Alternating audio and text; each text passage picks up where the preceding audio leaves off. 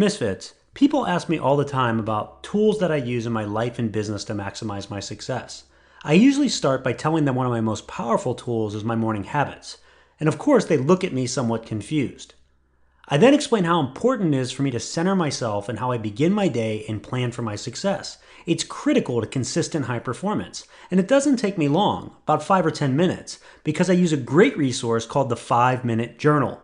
The 5-Minute Journal is the simplest, most effective way I've ever found to start your day in the right mindset, doing the right things, and set yourself up for success. And it is exactly what it says, a 5-minute exercise you can do each day. Let me ask you, if you could reach your next level in your life and business by spending just 5 minutes of focused time a day, would you do it? I bet you would. And I know it works because I've experienced the power of it. And you can get your 5-minute journal simply by going to www.misfitentrepreneur.com/journal. That's misfitentrepreneur.com/journal. Do what I do. Use this amazing resource to give yourself an edge in your performance and your success. Get your 5-minute journal today. Hello, Misfit Entrepreneurs. This is Dave Lukas, and welcome to another episode of the Misfit Entrepreneur, where it's our job to help you unleash your inner misfit and break through to higher levels of success, wealth, and fulfillment by bringing you the best insight and information from the world's top entrepreneurs, with a specific focus on their misfit side, the specific traits, habits, and secrets that have allowed them to thrive and succeed. As a reminder, if you're new to watching us on our YouTube channel, hit the subscribe button below. Give this video a like and comment as well. We do our best to respond to all comments as timely as possible. This week's Misfit Entrepreneur is Ed Hajim. Ed is a longtime Wall Street executive and entrepreneur with over 50 years experience. Most people that hear his origin story are amazed that he ended up where he has. But in reality, Ed has one of the best stories that is a true testament to the American dream and what is possible that I've ever heard. And I'm really excited for him to share it today. But first, as I mentioned, 50 years of experience. Here's a little bit of Ed's pedigree. So Ed has held senior management positions with the Capital Group, E.F. Hutton, and Lehman Brothers before becoming chairman and CEO of Orphan. He was the co-chairman of ING Barings, Americas region, chairman and CEO of ING Eltas, I probably butchered that name, Eltas Group, and ING Firm and Cells Asset Management, and chairman and CEO of MLH Capital. Presently, he's chairman of High Vista, a Boston-based money management company. In 2008, after 20 years as a trustee of the University of Rochester, he began an 8-year tenure as chairman of the university's board. Upon assuming office, he gave the school $30 million, the largest single donation in its history, to help support scholarships and endow the Edmund A. Hajim School of Engineering and Applied Sciences. Through his family foundation, he's also made generous donations to organizations that promote education, healthcare, arts, culture, and much more. Ed is the author of several books, including The Road Less Traveled, an unlikely journey from the orphanage to the boardroom. And I'm excited to really squeeze as much wisdom as I can from him today in our interview. So, Ed, are you ready to unleash your inner misfit? I'm ready to go. David, let's hit it. Well, hey, it is awesome to have you on. That's a terribly long introduction. I don't think I did all those things like I did. But it's to me, I'm seeing it. I'm like, people really need to understand what you've been able to do, because the first question I have for you, and I alluded to it in the opening there, is I want you to tell our audience your story. I want you to take 5 minutes, or maybe longer, because your story is pretty incredible of where you started and where you've become. So take that time and just tell us, how'd you get to where you're at? I have to make them read the book, On the Road Less Travel. It's all there. It's a couple hundred pages, and it's audio, but I'll try to bring it into brief. Some people say, describe your life, and I say, I could do it in 4 sentences. Nobody came to my grammar school graduation. Nobody came to my high school graduation. Nobody came to my college graduation. And nobody came to my graduate school education. But people always want a little more meat on the bone, so I'll go back and give you. And I had trouble telling this story when I started 3 years ago, because I buried it. I buried it from 18 years. I buried it for almost 60 years. And when I started to write it, I had trouble writing it. But I've done enough time, so I'll give you a little flavor. When I was 3, my mother and father had me. I mean, when 1936, I was born to an unemployed father and a homemaker mother. My father's story is almost interesting as mine. Made an enormous amount of money in the 20s, lost everything in the crash, went to California, got married. And when I was 3 years old, my mother got tired of my father. He had demons. He couldn't keep a job because of the problems. Once you lose all your money, you have certain kinds of demons. Anyway, they got divorced. She got custody. She took me from Los Angeles to St. Louis. My father got visiting rights on Sunday and $5 a week of alimony and child support. He arrived a couple Sundays after she moved to St. Louis, picked me up. Instead of taking me to the park, he took me basically back on the Highway 66, which is the cover of my book, and essentially kidnapped me at age 3. Told my mother basically never to look for us and told me that she died. And I believe that. You'll have to find out in the book exactly what happened 57 years later. But that's another story. Anyway, first couple of years, Dad and I lived together.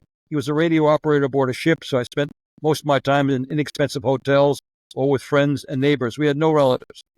When the war started, he got commissioned as a merchant marine officer, and he put me into the Catholic welfare system. I spent the war in 5 different Catholic foster homes. They moved from, the first one was kind of cold and abusive to the last one being warm and caring. The war ended. My father wanted me back, so I flew across country, a 5-stopper and a DC-10. Arrived, we spent the summer of 46 and at the YMCA on 34th Street. When I had to go to school, we ended up in Coney Island at a hotel room. Dad looked for land-based work, couldn't do it. Couldn't find any land-based work for the year. I did okay in school. Come the summer, he put me with a woman to take care of me while he went back to sea, and last minute she changed her mind. They actually spent part of the summer of 47 alone in that hotel room. She was supposed to take me when school started. She didn't. How old were you at this point? Like 11. 10? I was 11. Okay. Yeah. And I learned the subways, and I used to sneak into giant baseball games up at Polo Grounds and went to museums and so forth. But anyway, came September, she decided she wouldn't take me, so Dad was able to get me into an orphanage in Far Rockaway. I spent 3 years. I shifted my hotel room to a room with 50 other boys. And for the first time in my life, I basically had consistency and community. So there was a little rites of passage getting into the orphanage. It wasn't too bad. 3 years later, I aged out of the place, and my father completely disappeared. So it was the 4th time in my life he essentially abandoned me. Not his fault, but he did abandon me. I became a ward of the state, and in about a year, after a lot of paperwork, I got into another orphanage in Yonkers, New York, which was basically 5 blocks from an excellent public high school, Roosevelt High School. There I got an epiphany, and that was the answer to my life, was say, let's get into a private college, because 80% of the kids at that school went to something called a private college. Of course, I didn't have any money, so I worked afternoons, but I became a varsity athlete, and I did well in math and science, and took all the possible scholarships as a senior. And there was only 3 or 4, actually. Those days, you didn't have much scholarship money. And I missed all the ones I thought I would get, and I ended up getting the NRTC scholarship, which is only awarded to 1,200 kids in the country. And I was able to get in. I wanted to go to Cornell, but they wanted to say, because of that scholarship, wanted 5 years. University of Rochester said they'd get me through in 4 years. So I never heard of that school, but I decided since they get me through in 4 years, I'd go there. And the rest is kind of history. I graduated from the University of Rochester with a degree in chemical engineering and a commission in the United States Navy. I spent 3 years in the United States Navy in the Western Pacific, an experience like no other. Discipline, a role model. You find out more about life in 3 years in the service than any other experience I had. Then I decided I'd try out my chemical engineering, and I entered the plastics field in Wilmington, Delaware, 5 years before Dustin Hoffman. I went into plastics. And I went to Wharton at night, and then on the urging of one of my classmates, applied to a school in Boston called Harvard Business School. Shouldn't have gotten in, but one of my commanding officers wrote a letter. I'm sure he mistook me for somebody else. But yeah, he mistook me because the letter he wrote got me into the Harvard Business School. I graduated with distinction and with what would be now 6 figures of debt. So I had a negative net worth at age 28. And as you said, 65 years later, I was able to give the largest gift to the University of Rochester in its 150-year history. And by the way, they have a statue of me up there. So I always ask people how many people in the crowd have a statue. And so there aren't too many people in my neighborhood that have one, but I've been very good. I'm the luckiest man in the world. Along the way, I got married, had 3 children. I have 8 grandchildren, 7 grandsons. Couldn't ask for more than that. And I managed to spend about the other part of my life in education. I was the chairman of the board of trustees of a preparatory private school in Greenwich. I was the president of the Alumni Association, Harvard Business School, and the trustee at the University of Rochester. So it's been an unbelievable life. I've lived the American dream, and I dedicated my book to my children, to the University of Rochester, Harvard Business School, and to the United States of America. That's more than you want, Dave, but that's the story. No, you say lucky, but luck really is, and I do believe it is when preparation meets opportunity, right? And there's so much Absolutely. I want to unpack from that, because it's like anybody that hears that story would say, especially like nowadays, if that's a kid in the foster system and going from orphanage, abandoned, all that stuff, most would write that person off in a lot of ways and say that to do what you did, that is probably not possible for them. A lot of people would say that. Now, you and I, having been entrepreneurs and built things from nothing and everything, know that the opportunity exists, right? But what kept you on the straight and narrow during all that time? Well, there were a couple of things. People would fall off that. And it's very hard. I've spent a lot of time working on that. First of all, the Catholic school. When you went to Catholic school, they taught you basically, the golden rule. They also gave you the 10 Commandments. They made it very clear to you, if you did the right things in at the right place and the wrong things in at that other place. So that's kind of started out. Second was my father. He basically gave me unconditional love. He wasn't there, but the letters, the phone calls were always, you're the greatest, you're going to make it, and so forth. So he gave me that attitude. And I always had an attitude that I couldn't figure out why I was where I was. Why was I in an orphanage? The third thing was kind of humorous in the spectrum. I look back at Saturday afternoon was the movies. And in those days, there were heroes on the screen. They always did the right thing. John Wayne, Jimmy Stewart, Clark Gable, and you sort of, that was your sort of role model. Also, I had a drive that, I never wanted to be poor again. And that sort of drove me as I went to school. But I must admit, I made a lot of bets before I really focused on making money. I mean, when I went to Harvard Business School, I took every nickel in the world I had and gave it to my first year tuition and borrowed the rest to get through. And I ended up with a lot of debt. But for the first time in my educational history, I didn't work. I really wanted to find out whether I was smart or not, because at Rochester, I ended up with a B- average, because I worked there almost every afternoon. I had every job in the world. But what drove me really was, the American dream. There were models that I saw out there that basically had made it. And, I felt that I could do it. And nothing was going to prevent me from doing it. But you don't understand that there's a little bit of genes in it, but I think it's also the belief in yourself. That's what really counts. And that's what entrepreneurs are all about. You believe you can make it. And by the way, those disadvantages that you talk about, orphanages and foster homes, what happens there is you become adaptable. You hit 5 Catholic schoolyards. You learn how to be adaptable. You get perseverance. You get resilience, which is a muscle. You get a little man on your shoulder that say, you've done it before, you can do it again. That's why I focus a lot of my energies and resources on kids that are 17, 18 years old who've come through what I've come through. Because the only difference between their success is a little bit of money to get them to take the next step. Yeah, I've got a thought on that one I'd like to share. I'd like to hear your opinion on it too. But you said something I think really important there is a lot of what is perceived was disadvantages ended up being advantages for you in the end, because you turned them into advantages. And I think like a lot of entrepreneurship. Yeah, a lot of entrepreneurship is taking what are problems, what are considered disadvantages, deck stacked against you, and turning it into your favor and making something out. Talk a little bit more about your thoughts on that and just your best wisdom or advice around that, because everybody faces disadvantages my in some way. contention in many respects is that young people today, that's why I deal with those young people that have had problems.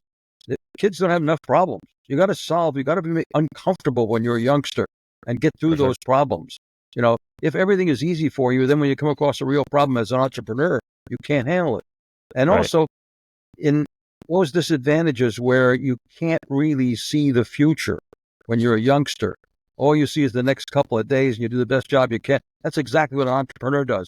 Gets up in the morning, he goes to the office, he takes on the problems of the day. He has a long-term view like I did. I was going to make it. This was my picture, the white picket fence and the little house with the shutters and so on and so forth. But every day I decided that I was going to go out and make that happen. And that's what entrepreneurs do. And by the way, they take in the information every day and analyze it and do the best job on that information every day. Also, when things really get bad, as they did in my early childhood, you overcome it. And that's what entrepreneurs do too. Most entrepreneurs, and I was an entrepreneur, and so forth. You go through something, you perceive you're going to go in a direction, it doesn't quite work. You're not afraid to hit the brick wall and make the turn. As I say, a good entrepreneur, the turn in the road isn't the end of the road. It's just another direction. Yeah, no, it's a great point. The other thing you mentioned too, and this is something that I've thought about deeply over time, because I spent time with some, pretty big philanthropy groups and stuff like that over the years. There's a flaw in some things that I see. I'd love your opinion on this. This is my thought of it, right? You mentioned mindset. So where does mindset, where do thoughts come from, right? And I spent a lot of time on this too over the years. It comes from our conditioning. You had a very interesting upbringing in that you got a lot of different conditioning, right? I mean, everybody comes out of the womb with a clean slate. It's not like you were born and they're like, well, okay, this is the path in life for Ed because he was born and this is what we've decided, right?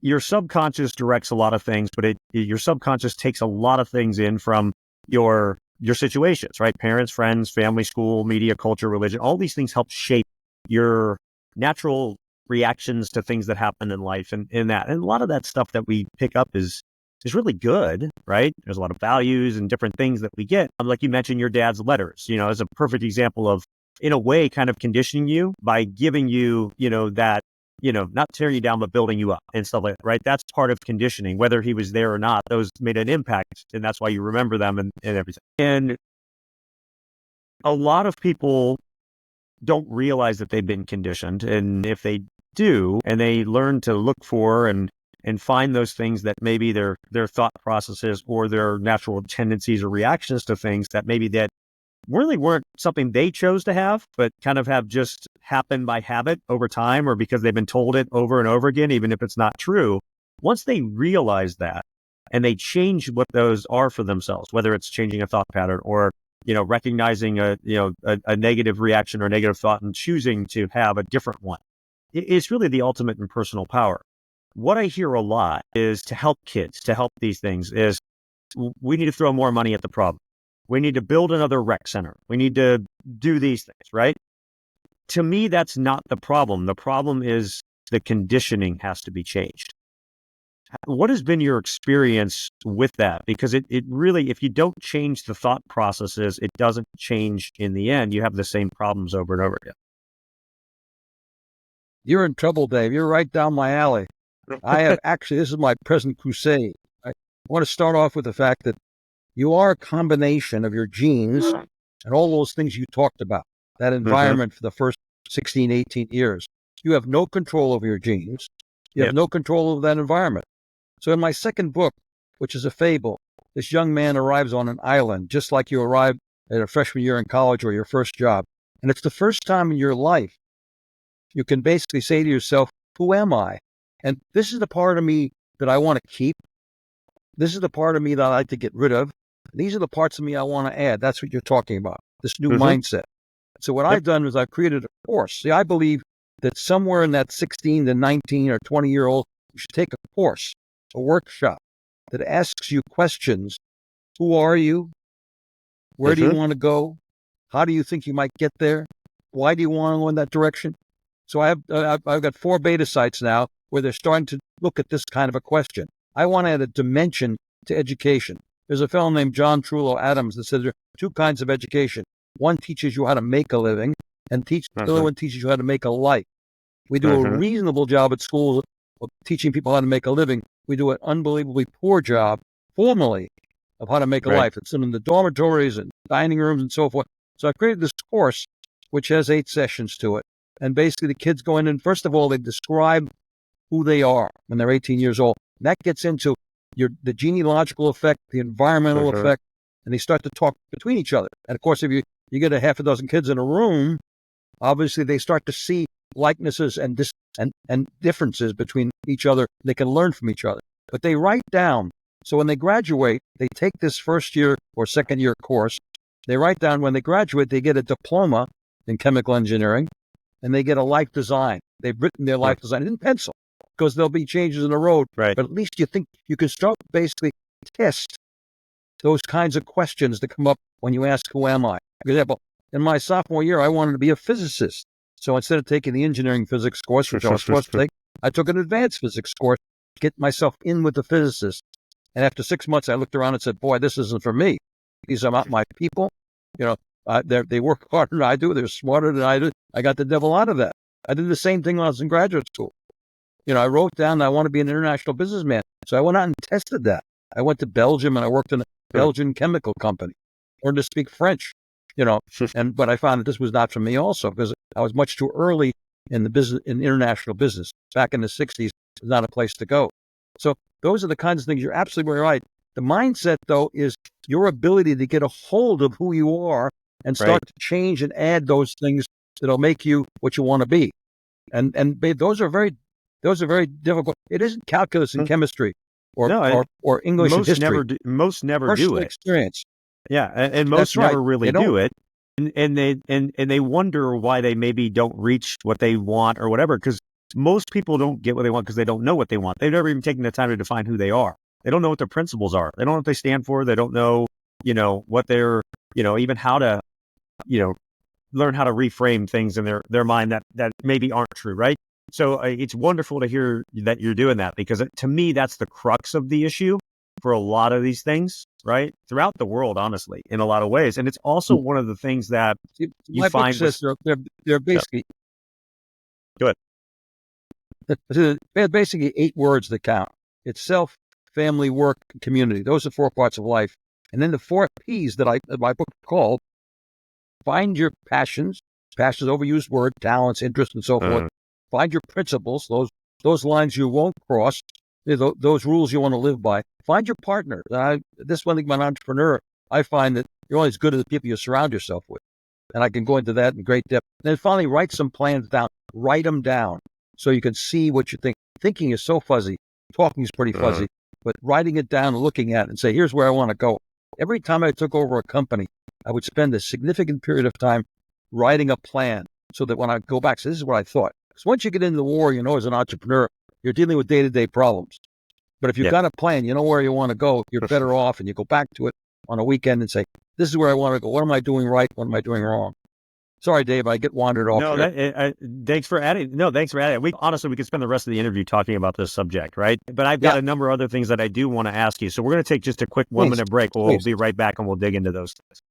Misfit Entrepreneurs, I want to tell you about an amazing resource that will have tremendous impact on your business and your revenue.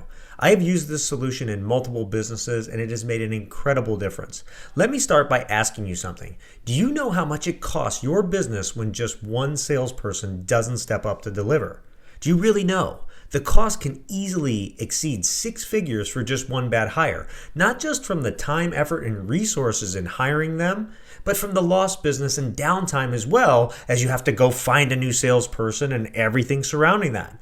And the last thing any growing business can afford is to have a failed hire, especially in sales, the revenue driver for the company. But what if there was a way to know someone checked all the boxes of a great sales hunter and closer before you ever hired them? That's the solution that I found from a company called Sales Drive. They have created a solution called Drive Test. It's a powerful hiring tool that separates high-performance salespeople from pretenders by measuring the most critical personality trait needed for success in sales: drive. Drive is composed of 3 non-teachable traits shared by all top producers: the need for achievement, competitiveness, and optimism. And knowing who has drive before the interview dramatically increases your chances of selecting salespeople who will produce for you while avoiding those costly bad hires. I've used the solution and it works. In fact, it works so well, I've referred them to every company that I work with. And they've created a very special offer so that you can try them for free as well. You can get a free drive test assessment today at www.misfitentrepreneur.com/sales drive. That's misfitentrepreneur.com/sales drive, all one word. Start using the drive test in your hiring and never hire a bad salesperson again. All right, Ed, I want to dig in a little bit to your entrepreneur experience and what you've done in your career and stuff. So the first question that I have around this is what are some of the most, let's put it this way, you played at some of the highest levels in the toughest game in the world, which is in finance. And so what are some of the most valuable lessons that you've learned throughout your career, in the investment world that translate well to entrepreneurship and just life in general? Well, I started a company when I was 32 years old, spun myself out, and started in the back of a bowling alley with myself and another partner. So I've been truly an entrepreneur. I failed, by the way, and that's one of my secrets is that early failure is a gift. But I failed. I was successful for 3 or 4 years. In fact, I did some pretty exciting stuff, but it didn't work out. But I did start. I have been my entrepreneurial experience at Firm and Sales was I realized I needed a platform, and I finally got a platform when I was 47 years old. This is a company with 20 million revenues and 70 employees, rather than starting in the back of a bowling alley with nothing. But I've done both of those things, and I've invested in too many startups. So you can ask those kind of questions. I can give you some answers that may be good. So yeah, as an offshoot, we were talking about it before, principles, right? So what are the principles that you found that have helped you lead companies to success consistently over time? What do those look like? Well, the first and most important principle was my passion. I found it out.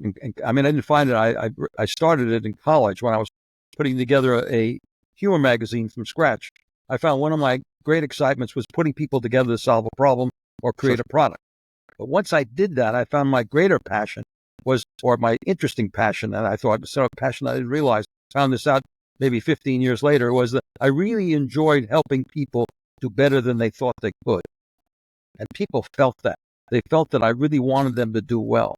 And then I built principles around that. And I found that I was only as good as the people I surround myself with, because in my first venture, I was running a portfolio. I was doing really well. We're managing money very well. I was managing the people, which was okay. But then my home company cut off the marketing. They were selling the product for me, and I didn't have to do that. And I foolishly, when they cut me off, I said, okay, I'll take that on too. And I took that on, and it was a terrific lesson. Never try to do too many different things, which require different talents. Because as you develop one talent, the other talent atrophies. And as I was a pretty good marketer, and I went out and I sold a bunch of funds. I actually brought in some pension accounts and so forth. But meanwhile, I lost my capability in managing money. And also, I had a bad break because things changed in the market in 1972. But I learned one thing. Don't do too many different things, require different talents at the same time. Not that you're not small. I was 35. I could do anything at 35 years old. I travel, no problem. Yep. It's just that you start to develop the technique to solve the sales problem. You're not quite as good at the investment problem or with the people problem. Well, it's a matter of focus, right? When you're things that it takes away your focus from those things. It's not that you can't do all of them. It's just trying to do all of them at once. And, you become more mediocre at all of them because of that. You can work them all. Yeah. Yep.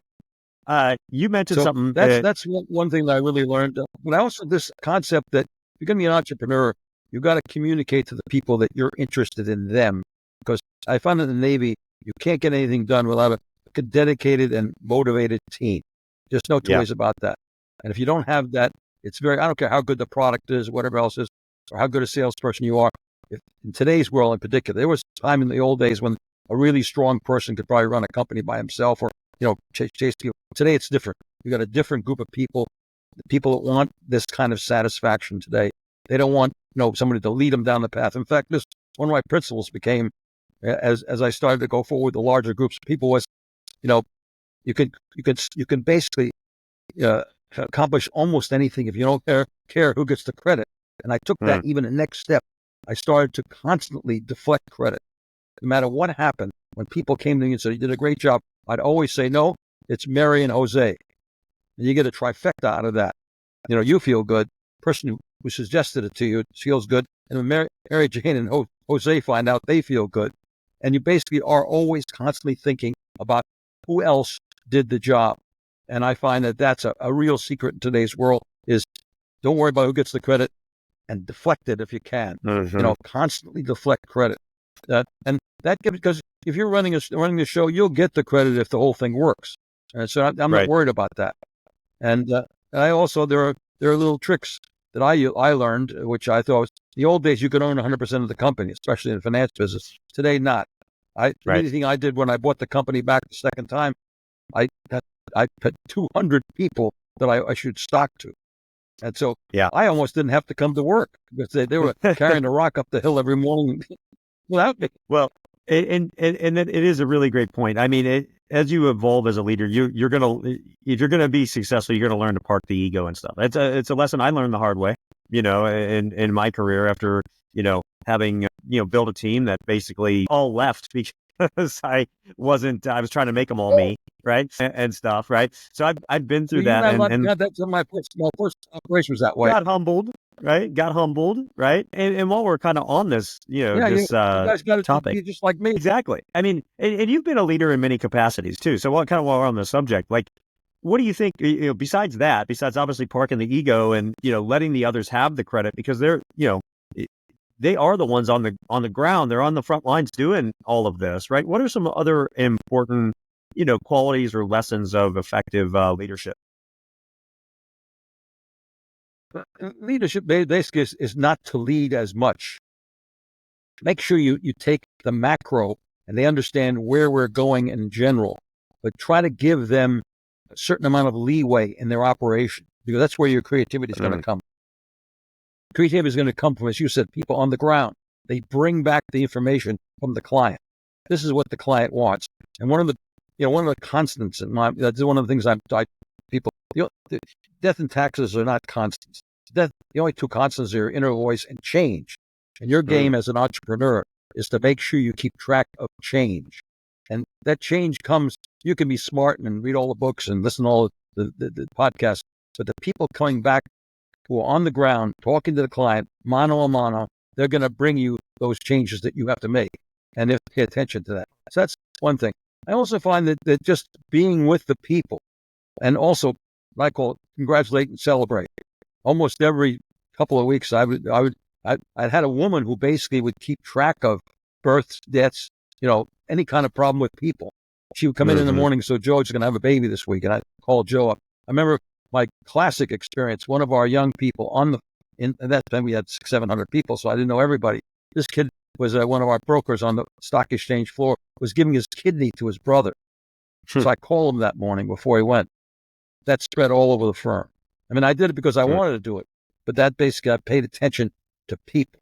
And that in today's world, that's even more important. To the detail. Something that I talk a lot about are the little things, right? It's, and I just did a short podcast on this a little while ago. I'm highly competitive in Ironman racing, right? And so make the world championship, do that, hit those levels and all that. But the thing that has helped me get to that level and be consistent the most is really paying attention to the little things. And when I say little things, I mean like literally the nutrition intake that you do an hour and 30 minutes into a race. Like all of that matters so you can finish at the end at your best, right? It translates really well to leading a company because the little things are the things that, we know we need to do, but we don't want to do so much, right? They're just like the tedious stuff that, it's not sexy, it's not glamorous, it's not something that, you want to spend that much time on. But those are the things like writing it, having a written SOP for something in your business is such a critical thing to be able to scale and be able to, help people succeed and all of that type of stuff. And so like, I hear that, that's a little thing, right? That, most CEOs are busy and stuff and that stuff's going on all the time, but to take just a few minutes to make a phone call, and understand, it's people and it's about relationship. Makes a huge difference. It makes a world of difference. Writing stuff down. Yeah. I think writing stuff down and periodically going back to what you wrote down, because what happens is you are making decisions based on that thinking.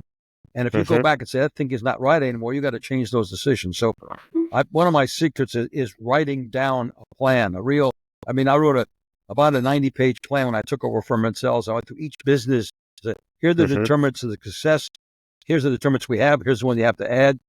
Here are the markets we're trying to go into, and each one of them. And it allowed me to eliminate one division in particular, add a division. And in each division, when I talked to the division chief, I said, hey, where are we? And are you online with me? Or are you different? And so forth. I was able to do that because I'd written it down. I knew what I was thinking. So, being consistent is, as an entrepreneur, one of the things is you've got to be consistent. You can't, because these people are under a lot of pressure. They haven't got a lot of resources. They're working tooth and nail on their own experience, and you got to basically make sure that you and they are on the same path.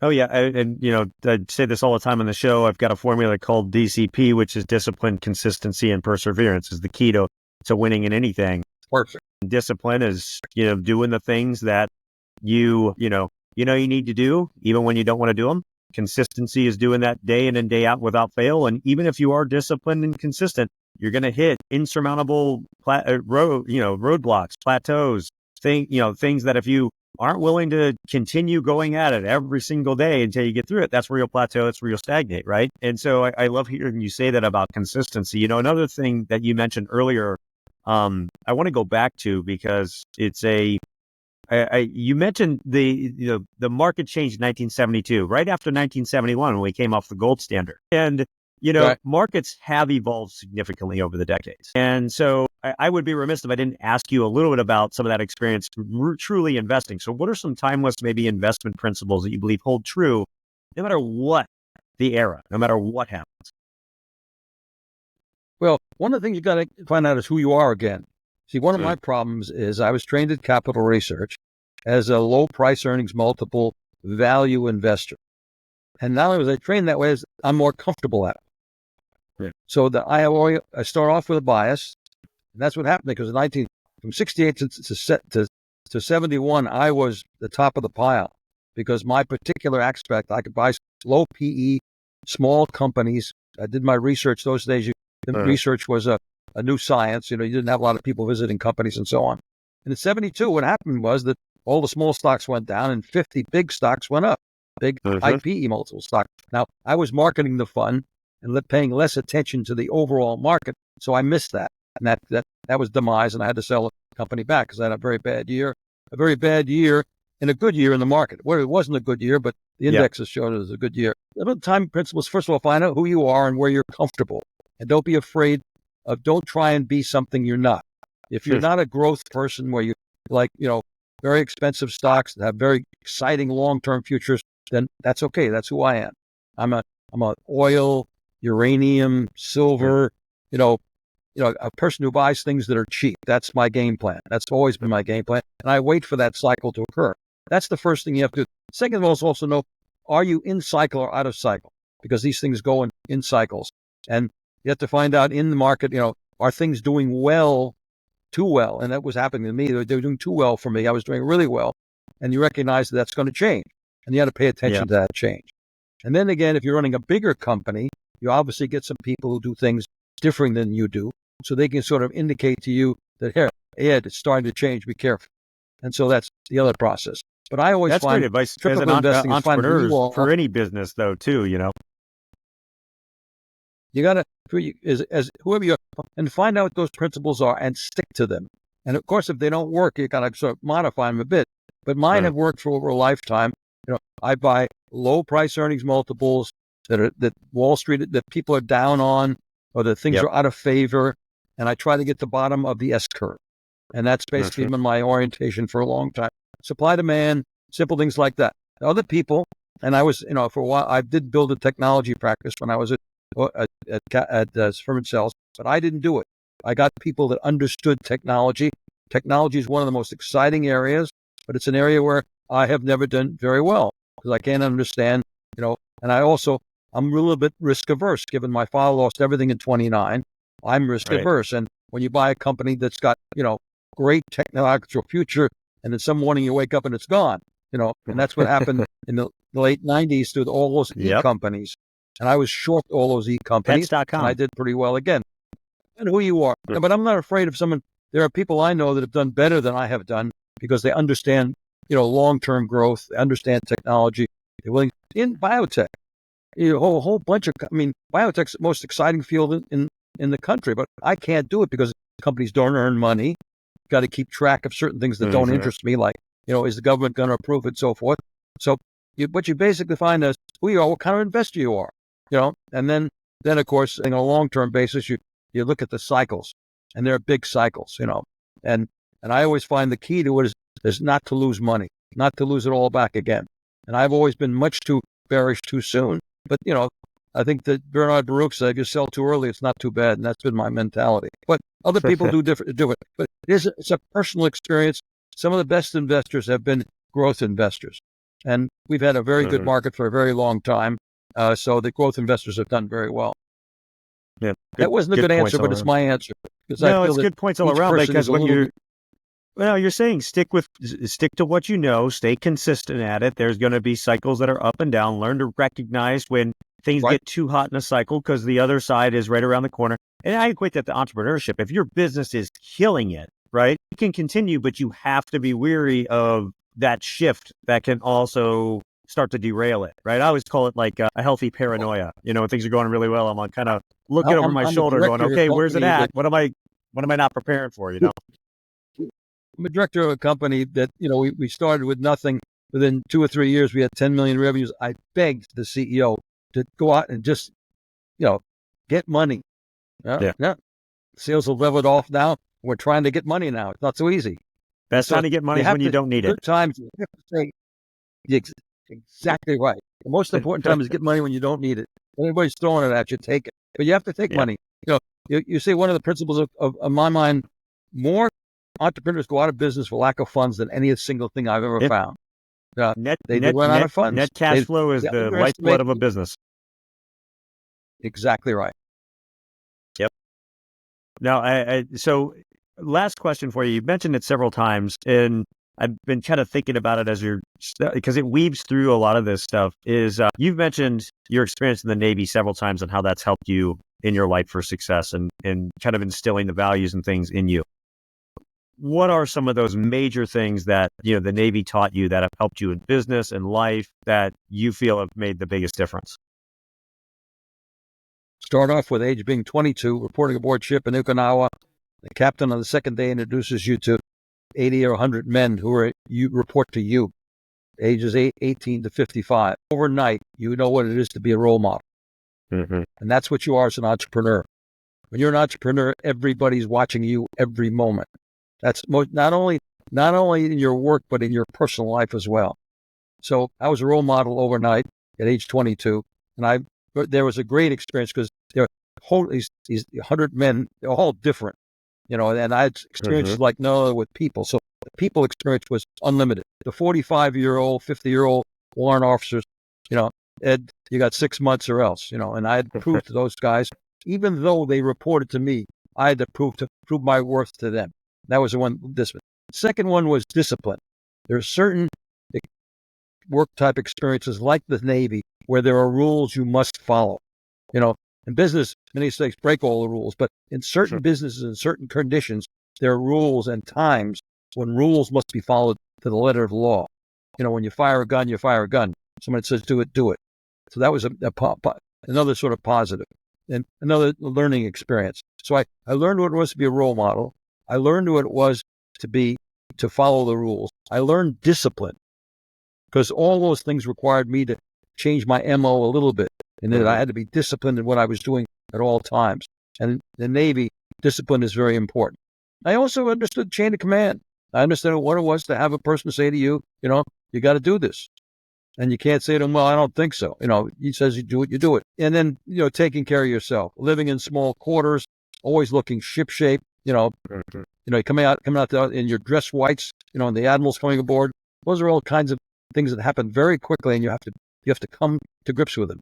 Also, the camaraderie was just unbelievable.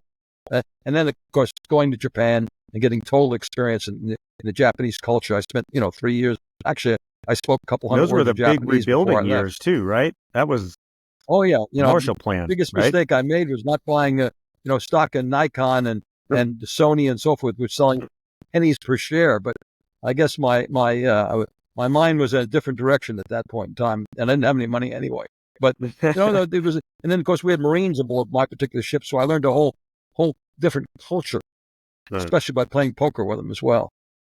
But these are the kinds of things that basically if you read Hillbilly Elegy, written by J.D. Vance, you'll find out it's a short chapter, but the Marine Corps changed his life. And it sure changed my life. No two ways about it. I almost stayed, but I just felt the gap between where I was as a lieutenant at JG and being captain of a ship was a long haul. I wasn't going to Right. take that long haul, and so I left after 3 years. But I spent 4 years as a midshipman, which, and by the way, wear a uniform once a week at college, and I spent 5 years in the Naval Reserve, which was actually a good experience as well. So I'd wave a magic wand, I'd start the draft again. Maybe I'd figure out something that those people don't want to go to war, but a couple of years of contribution to the United States has basically established a certain patriotism that, we all have that we're in the service. That's a great thoughts. Great way to end it before we get to your Misfit 3. And we're going to do that. We're going to take just one more 1-minute break and we'll be right back with Ed's Misfit 3. Before we get into today's Misfit 3, I want to take a minute to talk to you about a free resource available to you from the Misfit Entrepreneur, the Misfit Minute. The Misfit Minute is the free weekly resource packed with useful tips, tricks, and information from the world of Misfit entrepreneurs.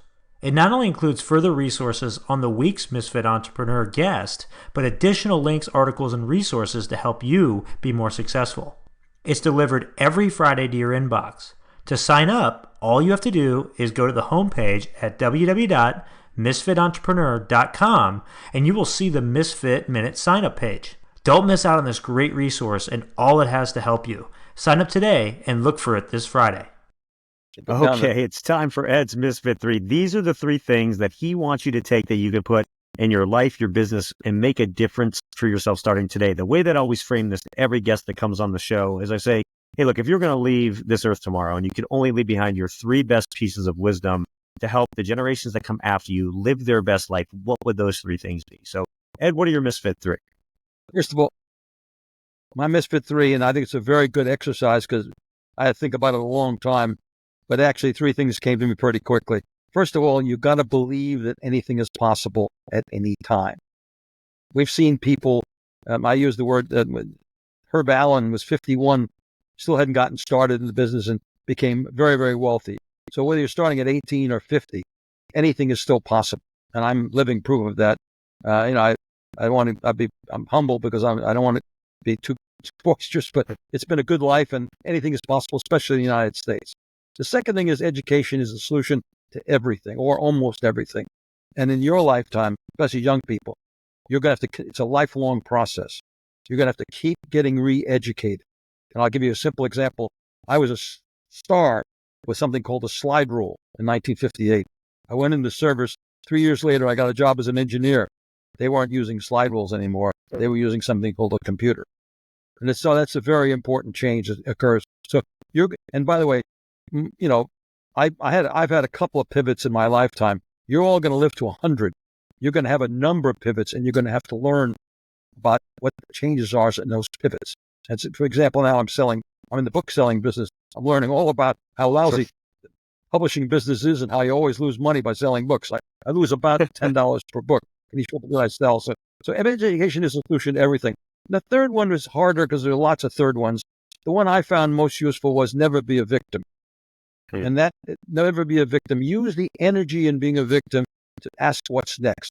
There are two magic words that I think are very important. What's next? The other one is thank you, but what's next is my favorite 2 words because if you have a problem, whether it's your fault or not, and I've had a couple of times it's been my fault, and other times it hasn't been my fault, use the energy for hating people, blaming people, to focus on what's next. And each time I've done it in my life, and it's happened a number of times, it's always been what saved me. Because the energy to being a victim really uses up that psychic energy necessary to make that next step. At Lehman Brothers, I'll give you the prime example. I did everything right. I took a securities division, which was losing money in disarray. I put it in the top 10 or 15 companies in the industry. They pushed me out of that into money management, which was dying. We raised, so I don't know, $7.5 to $8 billion, 2.5 years. They pushed me out of that, and basically pushed me out of the company. They didn't fire me, but they pushed me out. Instead of fighting them, and I could because I was the chairman of 6 outside mutual funds. I was actually chairman of a New York Stock Exchange mutual fund. But I said, I learned a little and earned a little, and I went on figuring out what's next. And I found my dream job, which was to be the managing partner of a little company called Firm It Sells. I was able to basically do the thing I always wanted to do. I wanted to exercise my passions, establish my principles, put them in place, get the partners I wanted, and write plans and carry them out. And that was a real breakthrough for me. Thank God, they pushed me out. The same thing, by the way, has happened up here in Nantucket. I tried to get into the local golf course and couldn't get in. And so what happened, basically, I decided to build my own golf course. And that has been one of the great experiences of all times. I could have been a victim. I mean, the people that recommended me for that golf course were some of the best people on the island, most important people. But I got rejected. And, at the 25th anniversary of our golf course, I said, the first thing I know is I want to thank the directors of that club for rejecting me, because I ended up founding this course in Nantucket, where I am. You go after 9 holes and you go to the snack bar and the girl says to you, "What's your number?" And you say number 1, that's it, man. So never be a victim. No, that's a great Misfit 3. And I love that story at the end, too. I didn't know that. And that third one is so important. By the way, the golf course now is the largest charity on the island. 92 charities depend on us. Well, we have 75 kids in school. We're going to have 100 next year. So that's awesome. That's that's changed. Yeah. We changed the club from a club to an institution. So that's incredible. If people do want to learn more about you, where should they go? Well, first of all, the two books, On the Road Less Traveled and the Island of 4 Ps. If you put my name into Amazon, it's nice. Some people have a name like Smith or Jones, but my name is Hajim, and there's only a few of us in the world. So if you print in Ed Hajim, you'll be able to get my 2 books. My publicist has been too kind in building me a robust website. You can go to edhajim.com and get as much as you want. In fact, you won't have to read the books. If you go to that website, it's too detailed. So those are the 2 ways. Now, on the website, there's a button you can push to buy the books. Both books, by the way, are not only readable, but you can also listen to them. My speech person there, Mary did a fabulous job, especially the second book. It's a 2.5-hour read, and she put 6 voices into the Island of the 4 Ps. So, and I'm actually pushing the 4 Ps as a resource for a course to add a dimension to college right now. And I'm on my way up to New York State to call on 2 colleges where they're thinking of putting it into their freshman. One of them actually has 100 students in it already. So that's my goal. My crusade is to add that dimension. Well, we'll link to all that in the show notes. Entrepreneurial, by the way. Now, what's that's that? Entrepreneurial. I'm starting from scratch. It is. There aren't any such courses. That's why. The graduate level there are, but at the graduate level there are. I love that. We'll link to all that in the show notes so that people can find it. And obviously, they maybe can find some of the courses and stuff too. Best show notes in the business for reasons I'll talk about more in a second. First, for those of you that are new to the Misfit Entrepreneur, it's your first episode with us, welcome. It is such an honor to have you with us. And I hope you become a regular listener, a watcher, or subscriber of the show. For all of you that are with us week in and week out, I cannot thank you enough for just your support of the show. You are what makes this go in over 100 countries every single week. So thank you, thank you, thank you. And make sure and go out and check out the show notes of the episode. They are the best in the business. Why? Because I do them myself as part of my personal growth routine. I go back through these episodes with amazing guests like Ed, and I take my best pieces of wisdom and thoughts and everything and share that with you, right? So check those out. And then go out and give this episode a rating and review. Like and comment on it. Help share Ed's message, because I say this in every episode, one great episode can change someone's life. Maybe something that Ed shared today was that missing link you were looking for to get to your next level. So share this with others. And again, Ed, thank you so much for coming on, sharing all your wisdom and your insight today. David, great questions. Thank you. Good partnership.